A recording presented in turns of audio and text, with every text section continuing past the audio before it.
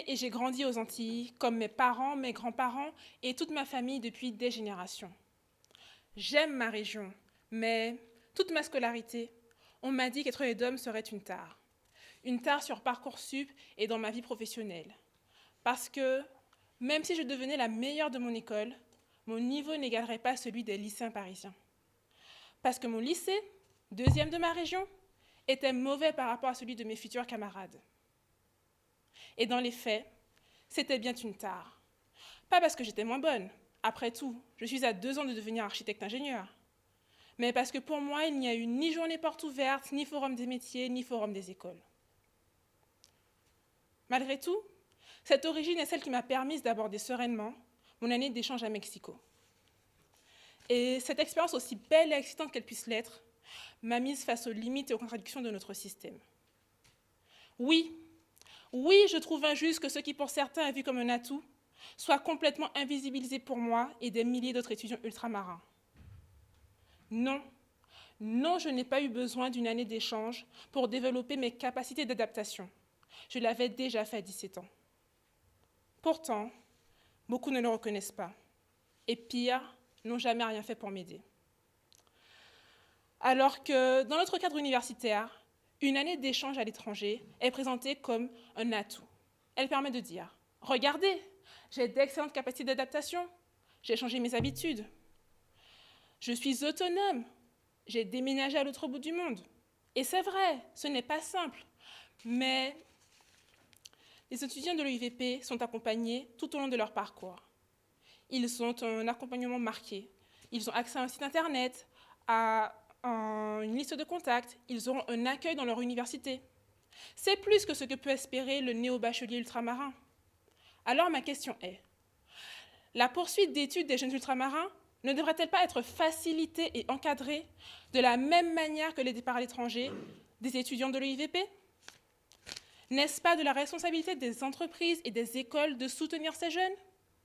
Je m'adresse à elles, car elles sont le public de ce concours.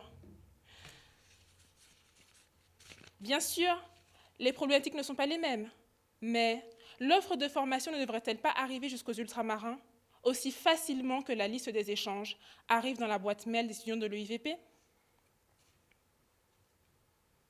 Aujourd'hui, quand on vient des DOM, poursuivre ses études est un parcours individuel. L'accès aux options disponibles dépend souvent du hasard.